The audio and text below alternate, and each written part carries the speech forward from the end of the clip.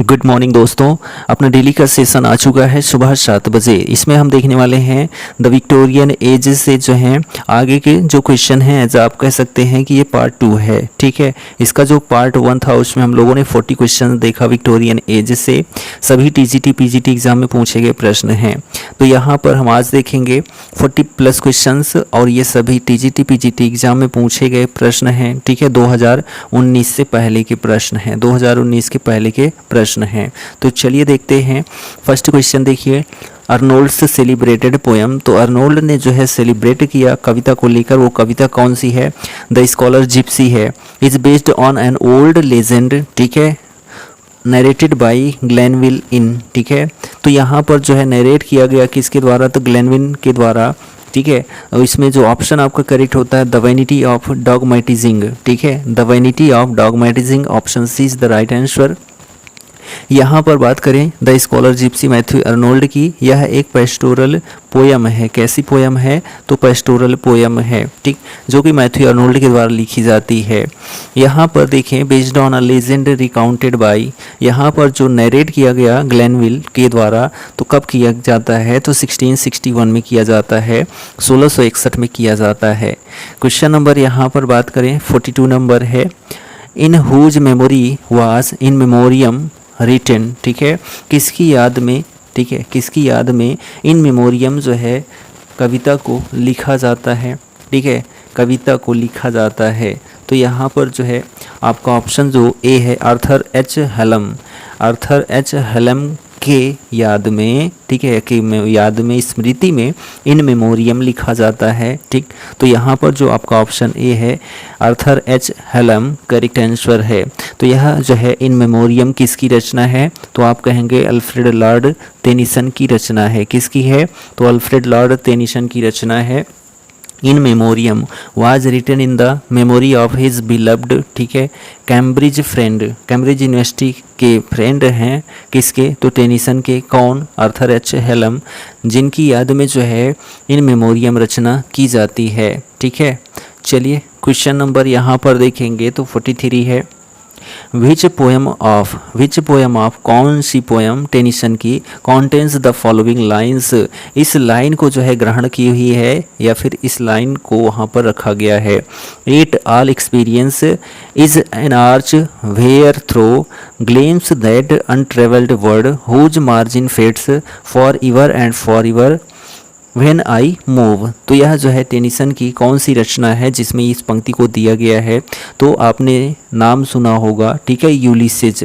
तो यूलिसेज में जो है इस लाइन को रखा गया है। तो यहाँ जो ऑप्शन आपका बी है यूलिसेज करेक्ट आंसर हो जाता है। Crossing the bar, tears, idle tears, the lotus eaters, ये सभी रचनाएं किनकी हैं?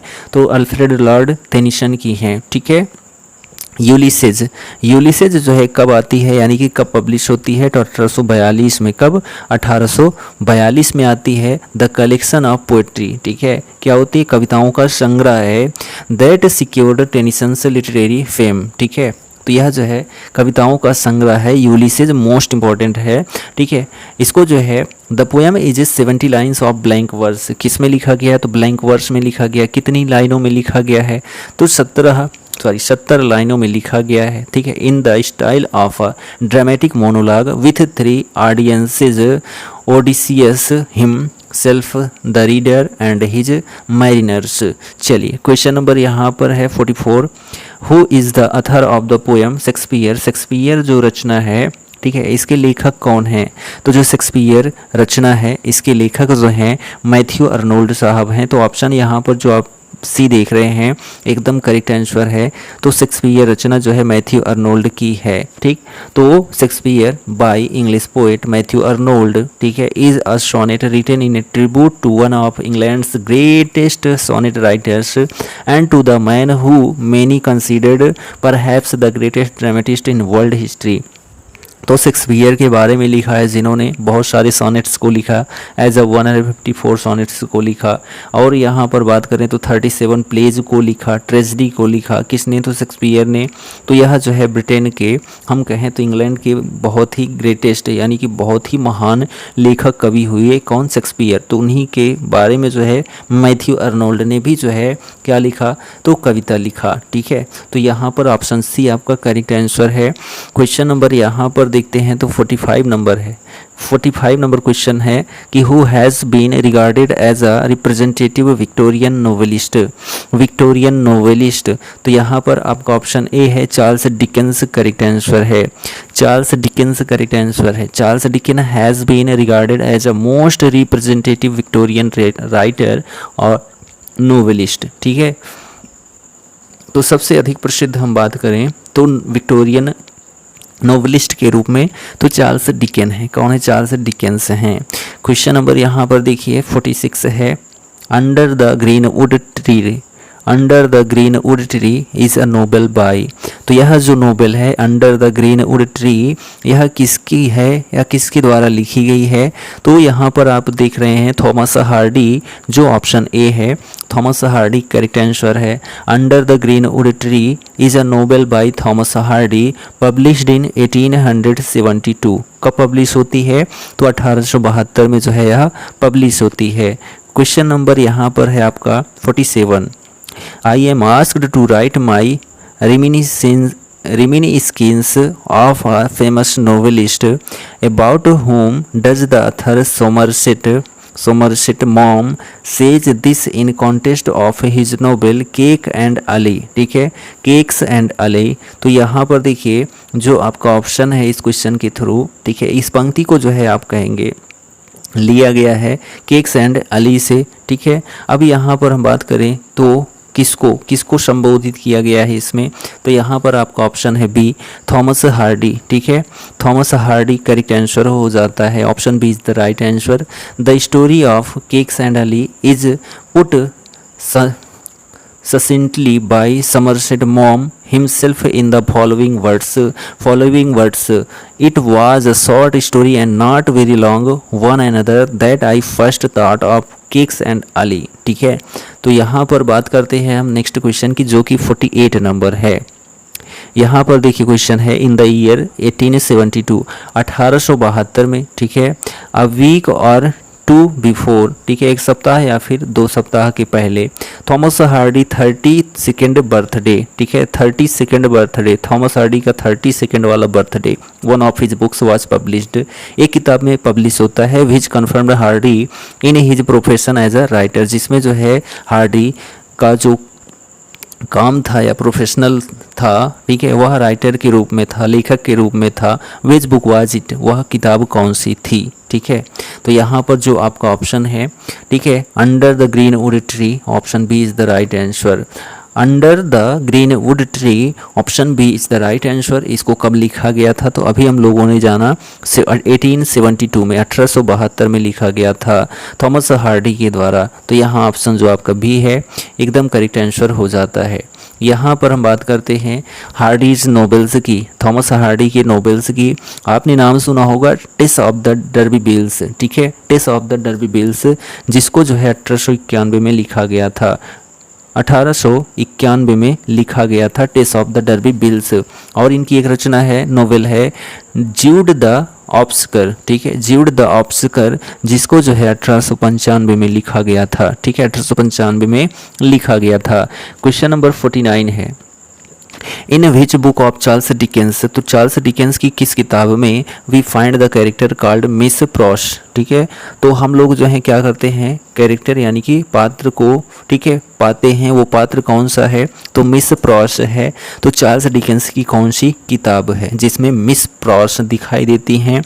तो यहाँ ऑप्शन जो आपका सी है, अ टेल ऑफ 2 सिटीज, ठीक है, अ टेल ऑफ 2 सिटीज, जो ऑप्शन आपका सी है, चार्ल्स डिकेंस की रचना है अ टेल ऑफ 2 सिटीज, एकदम करेक्ट आंसर है। ठीक है, तो यहाँ पर a tale of 2 cities is a novel by Charles Dickens, Miss Pross and Lucie Manette, ठीक है, लूसी मैनिटी लूसी मैनिटी, ठीक है, are the famous character of this novel. तो यहाँ पर जो मिस प्रॉस हैं और लूसी मैनिटी हैं, ये दोनों जो हैं मेन कैरेक्टर हैं अ टेल ऑफ टू सिटीज़ के। इसमें जो है किसका जिक्र किया गया है, टू सिटीज़ का मतलब ये हो गया, एक तो आपका लंदन हो गया, ठीक है, एक आपका पेरिस हो गया, ठीक है, एक लंदन हो गया, दूसरा पेरिस हो गया। इन दोनों स्थानों का जिक्र किया गया है इसमें, ठीक है, तो ये स्थान भी पूछ लेता है। क्वेश्चन नंबर यहाँ 50 है, the last book that Dickens wrote was, Charles Dickens की जो आखिरी किताब थी वह कौन सी थी जो उन्होंने लिखी थी। तो हम बात करें तो विक्टोरियन नॉवलिस्ट जो आपके हैं चार्ल्स डिकेंस, ठीक है, वाज बोर्न इन 7 फरवरी 1812, 1812 में इनका जन्म हुआ था। कहाँ पर, तो पोर्ट्समाउथ में, कहाँ पर, पोर्ट्समाउथ में, इंग्लैंड में इनका जन्म हुआ था चार्ल्स डिकेंस का, ठीक है। अब यहाँ पर हम बात करें तो इनका जो कैरियर था, he wrote the beloved classic novels Oliver Twist, ठीक है, Oliver Twist, Christmas Carol, Nicholas Nickleby, David Copperfield, a tale of two cities and our mutual friend. ये सभी जो हैं इनके क्या हैं, तो आप कहेंगे इनके क्लासिक नॉवेल्स हैं, ठीक है। कौन कौन से, ओलिवर ट्विस्ट हो गया, क्रिसमस कैरोल हो गया, निकोलस निकलबाई हो गया, डेविड कॉपरफील्ड हो गया, अ टेल ऑफ टू सिटीज़ हो गया, आवर म्यूचुअल फ्रेंड हो गया, ये सभी इनके नॉवेल्स हैं, ठीक है। तो यहाँ पर क्या पूछा था कि Dickens wrote was last book, तो यहाँ पर देखें तो ऑन जून 9, 1870, 1870 में Dickens died of a stroke in Kent England, ठीक है, इनकी मृत्यु हो जाती है। And his final novel the mystery of Edwin Drood, ठीक है, अनफिनिश्ड, ठीक है, नहीं पूर्ण लिख पाते हैं, पूरी नहीं कर पाते हैं, उस रचना का नाम है, नोवेल ही है the mystery of Edwin druid, जो कि इस ऑप्शन में ही नहीं है, ठीक है, माइस्ट्री ऑफ एडविन ड्रूड। तो यहाँ पर ये इनकी लास्ट पुस्तक है जो कि ऑप्शन में नहीं है, तो कोई भी ऑप्शन आपका करेक्ट नहीं होता है। क्वेश्चन नंबर 51 है, a well known English writer wrote for the Morning Chronicle under the pseudonym of Boz, who was he. ये जो बोज है कौन था, तो यहाँ पर जो आपका ऑप्शन है बी, ठीक है, चार्ल्स डिकेंस करेक्ट आंसर है, चार्ल्स डिकेंस करेक्ट आंसर है। The Morning Chronicle was a newspaper founded in 1769 in London England. Charles Dickens began reporting for the Chronicle in 1834, 1834 में। It was in this medium that he also began publishing short stories under the pseudonym बोझ, ठीक। चलिए 52 number question है, Mathews Arnold, ठीक है, Matthew अर्नोल्ड्स Sohrab and Rustam. तो Matthew Arnold की पुस्तक है Sohrab and Rustum, is taken from a story from. इसमें जो स्टोरी ली गई है, कहानी ली गई है, वह कहाँ से ली गई है, तो यहाँ पर ऑप्शन जो सी आप देख रहे हैं, शाहनामा, ठीक है, शाहनामा जो है रचना है, उसमें से इस स्टोरी को लिया गया है। किसमें, तो यहाँ पर जो है जो सोहराब और रुस्तम इनकी रचना है या कहानी है, तो option C is the right answer, Shahnameh.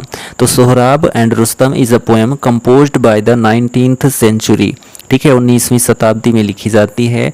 किसके द्वारा, तो English poet and famous literary critic Matthew Arnold. It was written in 1853, 1853 में लिखी जाती है, ठीक है। The knowledge and the concept for the story was gathered from several sources, chiefly Benjamin's Persia, ठीक है, बेंजामिन्स की जो पर्सिया है। In the story of the nations, sir John Malcolm, history of Persia and the great Persian epic poem Shahnameh, ठीक है। चलिए यहाँ पर हम बात करते हैं क्वेश्चन नंबर, जो शाहनामा है किसकी है, तो आप कहेंगे फिरदौसी की है। क्वेश्चन नंबर 53 है, 53 नंबर क्वेश्चन है, Thomas Hardy's Nobel under the green wood tree, ठीक है, under the green wood tree Thomas Hardy की नोबेल है। Is also known by another name which of the four below in it, ठीक है, is it. तो यहाँ पर जो है under the green wood tree, इसको जो है अन्य नाम से भी जानते हैं। थॉमस हार्डी की जो नोबेल है उसको जो है किस नाम से जाना जाता है, तो यहाँ पर आप देख रहे हैं द मेल स्टॉक क्वेरी, ठीक है, the Mellstock quire option जो बी है आपका एकदम करेक्ट आंसर है। 1872 में under the green wood tree जो है क्या हुआ था, पब्लिश हुई थी जो नोबेल है, ठीक है। कितने वॉल्यूम में पब्लिश हुई थी, तो 2 वॉल्यूम में पब्लिश हुई थी, ठीक। चलिए क्वेश्चन यहाँ पर है 54 number, which of these is not a poem by Matthew Arnold, इनमें से कौन सी जो है कविता मैथ्यू अर्नोल्ड की नहीं है। तो यहाँ पर आपका ऑप्शन जो है D, the Kings tragedy, the Kings tragedy जो है मैथ्यू अर्नोल्ड की पोएम नहीं है, जबकि द फॉरसेकन, मरमैन, डोबर बीच और ट्रिस्ट्राम, ठीक है, ट्रिस्ट्राम एंड इजोल्ट, ये तीनों जो कविताएं हैं किनकी हैं, तो मैथ्यू अर्नोल्ड की हैं। बट यहाँ पर द किंग्स ट्रेजिडी इनकी रचना नहीं है, किनकी है, तो हम कह सकते हैं कि इनकी दांते की है। किसकी है, तो दांते की है। तो यहाँ पर option D is the right answer, ठीक। चलिए यहाँ पर बात करते हैं क्वेश्चन नंबर 55 की। The question of women's rights and her sphere had been agitating the minds of men for a long time. Tennyson expressed his views on it in, तो यहाँ पर आपका ऑप्शन है A, the princess correct answer है, the princess correct answer है, ठीक। जो इनकी रचना है अल्फ्रेड लॉर्ड टेनिसन की द प्रिंसेस कब पब्लिश होती है, तो 1847 में, 1847 में पब्लिश होती है। क्वेश्चन नंबर यहाँ पर है आपका 56 नंबर, ठीक है। What is known today as the Idylls of the King began in 1842 with the poem Morte d'Arthur, which is the last poem of the Idylls। तो यहाँ पर जो है लास्ट पोएम आइडियल्स की कौन सी है, तो यहाँ पर आपका ऑप्शन बी है बालिन, ठीक है, Balin, option B is the right answer, ठीक है। चलिए यहाँ पर हम बात करें the last poem of the idylls series was Balin and Balan, Balin and Balan, ठीक है, विच वाज अपीयर्ड इन 1885। 1885 में जो है बालिन एंड बालन स्टोरी जो है दिखाई देती है। ये किस पर आधारित है, तो 2 ब्रदर्स पर आधारित है। क्वेश्चन नंबर आपका 57 है। Queen Victoria found great solace in her grief from one of Tennyson's poem, what is the title of the poem. तो अल्फ्रेड लॉर्ड टेनिसन की पोएम में दिखाई देता है queen Victoria found great solace in her grief, और वह जो है उसका टाइटल नेम क्या है, तो यहाँ पर आपका ऑप्शन है इन मेमोरियम करेक्ट आंसर है, इन मेमोरियम करेक्ट आंसर है, ठीक है। हलाम के ऊपर लिखा गया है, किसके ऊपर, तो हलाम के ऊपर। चलिए क्वेश्चन नंबर यहाँ पर हम देखते हैं तो 58 नंबर है, when did the poem of the ideals appear, ठीक है। तो आइडियल्स अपीयर जो है कब दिखाई देता है कविता में, तो यहाँ पर आपका ऑप्शन जो है 1885 करेक्ट आंसर है। 1885 में जो है ideals appear, the poem of the ideals appear, ठीक। क्वेश्चन यहाँ पर देखते हैं तो ये जो आइडियल्स अपीयर हैं, ठीक है, इनकी जो कविता है, ठीक है, the last poem of this series appears इन 1985, ठीक है, वो भी जो है बालिन एंड बालन नाम से। चलिए क्वेश्चन नंबर यहाँ पर 59 है। 59 नंबर क्वेश्चन है, which of his own books did Charles Dickens consider to be his best work. तो चार्ल्स डिकेंस का जो है सबसे बेस्ट वर्क जो है कौन सा है, तो यहाँ पर आपका ऑप्शन है David Copperfield, option A is the right answer. David Copperfield, Charles Dickens considered David Copperfield as his own favourite among his best literary work, ठीक है। This is an autobiographical novel fictionalized elements of Dickens' childhood degradation, pursuit of a journalistic and literary vocation and love life। तो यहाँ पर हम बात करें David Copperfield की, तो इनकी जो है ऑटोबायोग्राफिकल नॉवेल है, ऑटोबायोग्राफिकल नॉवेल है किनका, चार्ल्स डिकेंस का। क्वेश्चन 60 है, Charles Dickens marriage was not very successful. जो चार्ल्स डिकेंस की शादी है वह जो है बहुत अधिक सफल नहीं रही थी। When Charles Dickens was middle aged, जब ये मध्य में आते हैं, ठीक है, मध्य उम्र में आते हैं, his name was linked with an actress, इनका जो नाम है वह एक अभिनेत्री के साथ जुड़ जाता है। A girl of 25 years younger than him, ठीक है, वह जो है 25 ईयर्स यंगर थी। व्हाट वाज हर नेम, उसका नाम क्या था। तो जो उसका नाम था एलन टर्मन था, ठीक है, एलन टर्नम था, ठीक है, टर्नन। तो ऑप्शन जो डी है आपका एकदम करेक्ट आंसर हो जाता है। क्वेश्चन नंबर हम 61 की बात करें तो यहाँ पर है let knowledge grow from more to more but more of reverence in us dwell in which poem of Tennyson do we find the above quoted lines. तो अल्फ्रेड लॉर्ड टेनिसन की किस कविता में जो है let knowledge grow from more to more but more of reverence in us dwell दिखाई देती है। तो यहाँ पर जो आपका ऑप्शन है इन मेमोरियम करेक्ट आंसर है। Option C is the right answer, option C is the right answer. Question number यहाँ पर हम बात करते हैं आप 62 नंबर, ठीक है। 62 नंबर क्वेश्चन है who is the most furious character in Fagin's den in Dickens Oliver Twist, ठीक है।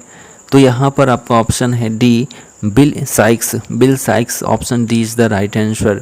Bill Sikes can be rightfully be considered as most furious character in Fagin's den, ठीक।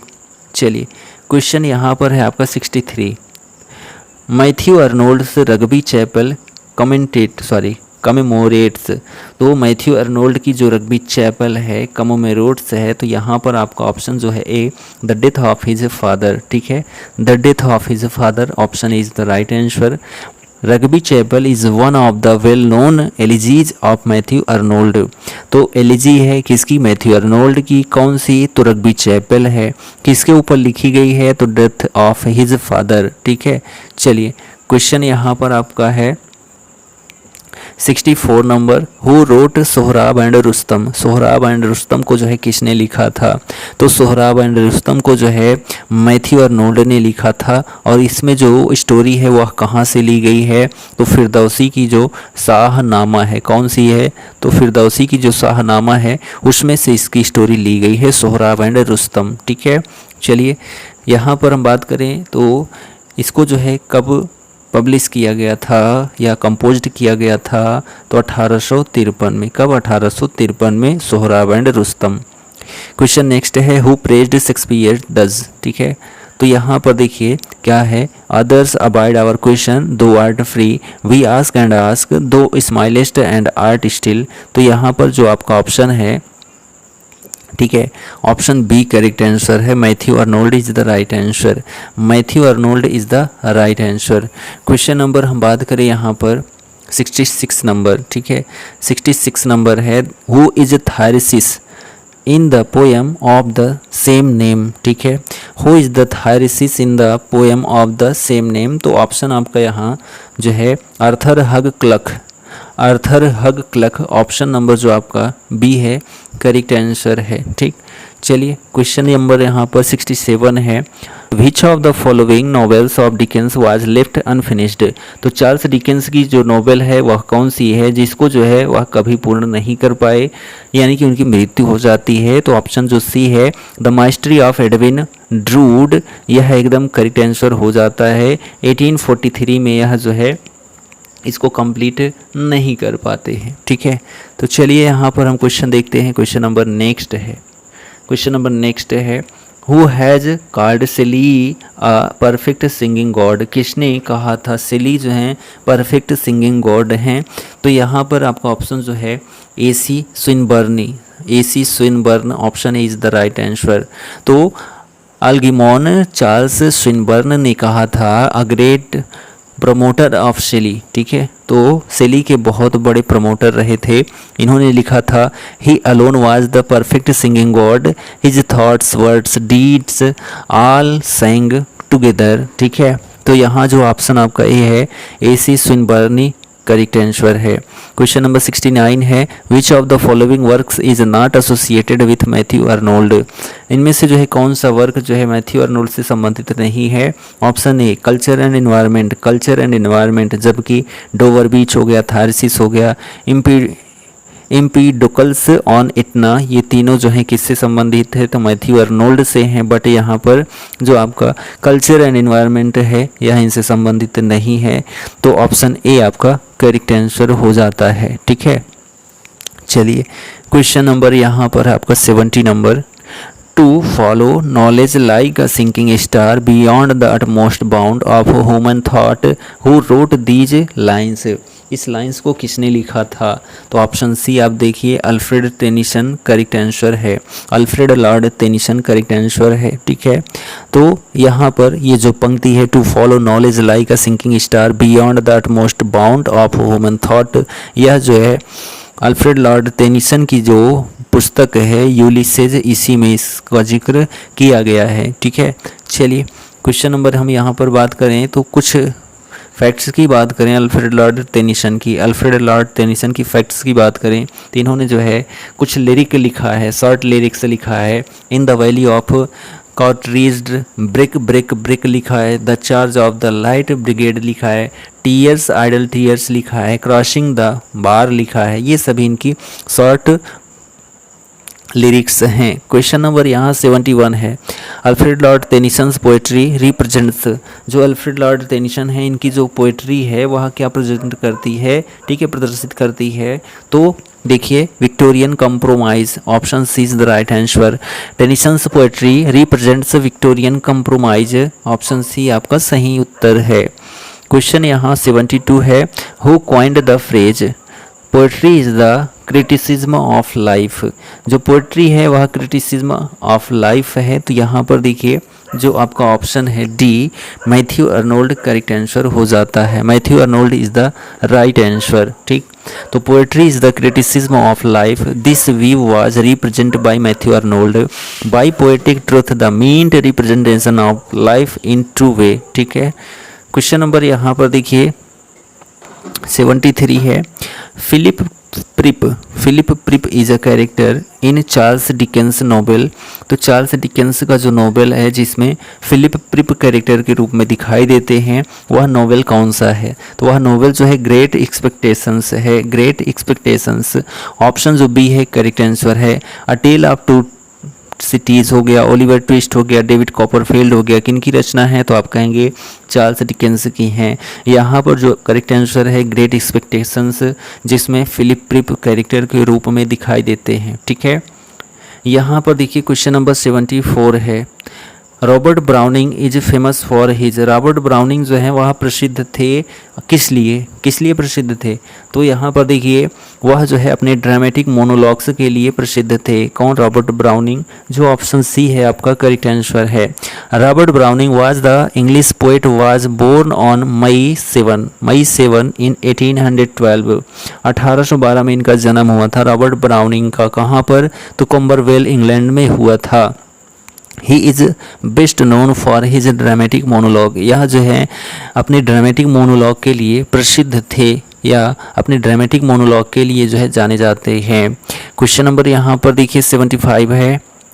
इन which poem does Tennyson commemorate his friend Arthur Hallam. ठीक है, तो Alfred Lord Tennyson ने जो है किस रचना में, ठीक है, किस रचना में या किस कविता में आर्थर हेलम का जिक्र किया है या उन्हीं पर जो है वह कविता ही लिखी है? तो इनके फ्रेंड थे कौन? आर्थर हेलम, जिनका जिक्र जो है इन यूलिसेस में किया है, सॉरी इन मेमोरियम में किया है। किस में? इन मेमोरियम में। तो ऑप्शन जो आपका सी है इन मेमोरियम करेक्ट आंसर है। ठीक है, चलिए क्वेश्चन नंबर यहाँ पर देखते हैं तो 76 है। ठीक है, 76 नंबर है। Which of the following poets wrote the poem entitled Dover Beach? ठीक है, तो यहाँ पर जो है डोवर बीच को किसने लिखा था? तो जो पोएम है डोवर बीच, इसको जो है मैथ्यू अर्नोल्ड ने लिखा था। किसने? मैथ्यू अर्नोल्ड ने लिखा था डोवर बीच को। और यहाँ पर जो ऑप्शन ए है आपका करेक्ट आंसर है। क्वेश्चन नंबर यहाँ पर हम बात करें तो ये कब लिखा गया था? तो 1800, ठीक है, 1851 में। चलिए 77 नंबर क्वेश्चन है। बाथसीबा इज़ द हीरोइन ऑफ, बाथसीबा जो है हीरोइन थी, वह रचना कौन सी है जिसमें बाथसीबा हीरोइन थी? तो यहाँ पर देखिए फार from the madding crowd, far from the madding crowd जो रचना है, ठीक है, किन की है? तो यहाँ पर थॉमस हार्डी की है। ठीक है, फार फ्रॉम द मैडिंग क्राउड जिसमें बाथसीबा क्या थी? तो हीरोइन थी। यहाँ ऑप्शन सी करेक्ट आंसर है। Bathsheba is a fictional character fully named as Bathsheba Everdene, the heroine of Thomas Hardy's novel far from the madding crowd. ठीक है, चलिए, ये जो far from the madding crowd है 1874 में जो है क्या होती है, तो आप कहेंगे पब्लिश होती है। थॉमस हार्डी की जो है चौथी नॉवेल थी, ठीक है, और फर्स्ट मेजर लिटरेरी सक्सेस थी, ठीक है, यानी कि इनका जो है मेजर लिटरेरी सफलता प्राप्त हुई थी किसमें, इसी में, फार फ्रॉम द मैडिंग क्राउड में। क्वेश्चन नंबर 78 है, which of the following epithets bring out the most characteristics quality of David Copperfield pinpointed by the majority of Charles Dickens scholars। Option यहाँ ए देखिए, ऑटोबायोग्राफिकल करेक्ट आंसर है। Autobiographical correct answer है, तो David Copperfield is regarded as masterpiece by Charles Dickens admirers. Dickens put many autobiographical elements in the novel। चलिए यहाँ पर देखिए 79 number question, break break break was written on the death of. तो यहाँ पर देखिए ब्रेक ब्रेक ब्रेक जो है लिखी जाती है किसकी मृत्यु पर, ठीक है, किसकी मृत्यु पर यह लिखी जाती है, तो देखिए आर्थर हेलम, ठीक है, आर्थर हेलम के ऊपर जो है इसको लिखा जाता है। तो यहाँ पर जो ऑप्शन आपका डी है करेक्ट आंसर है, option D is the right answer. और आर्थर हेलम के ऊपर ही जो है इन मेमोरियम को भी लिखा जाता है, किसको, तो इन मेमोरियम को भी जो है लिखा जाता है, किसके द्वारा लिखा जाता है, तो आप कहेंगे जो है अल्फ्रेड लॉर्ड टेनिसन के द्वारा लिखा जाता है। किसके द्वारा, तो अल्फ्रेड लॉर्ड टेनिसन के द्वारा। यह जो ब्रेक ब्रेक ब्रेक है इसको कब लिखा जाता है, तो आप कहेंगे 1834 में लिखा जाता है, ठीक है, 1834 में लिखा जाता है, ठीक। तो यहाँ पर आपका ऑप्शन जो डी है करेक्ट आंसर है। और यहाँ पर ब्रेक ब्रेक ब्रेक और इन मेमोरियम ये दोनों जो हैं किनसे संबंधित हैं, तो आर्थर हेलम से संबंधित हैं, ठीक। चलिए आज की डेट का अपना आखिरी क्वेश्चन है, 80 नंबर है। देखिए, the name of Alfred Lord Tennyson famous elegy is. तो अल्फ्रेड लॉर्ड टेनिसन की जो एलिजी है, एलिजी वही होती है जो किसी की मृत्यु पर लिखी जाती है, ठीक है। तो यहाँ पर देखिए फेमस होनी चाहिए एलिजी अल्फ्रेड लॉर्ड टेनिसन की होनी चाहिए, वह जो है कौन सी है, तो अभी हमने बताया, ठीक है, ब्रेक ब्रेक ब्रेक नहीं है, तो यहाँ पर इन मेमोरियम है, यही आपका करेक्ट आंसर है। किसके ऊपर लिखा गया है, तो अल्फ्रेड लॉर्ड टेनिसन के मित्र आर्थर हेलम के ऊपर लिखा गया है। तो ऑप्शन जो डी है आपका करेक्ट आंसर हो जाता है, क्या, इन मेमोरियम, क्या हो जाता है, इन मेमोरियम। चलिए, तो यहाँ पर हमारा आज का सेशन कंप्लीट होता है। सेशन कैसा लगा कमेंट करके ज़रूर बताएं, और हमारे चैनल पर नए हैं तो चैनल को सपोर्ट ज़रूर करें। हम मिलते हैं नेक्स्ट वीडियो में, तब तक के लिए जय हिंद, goodbye and take care.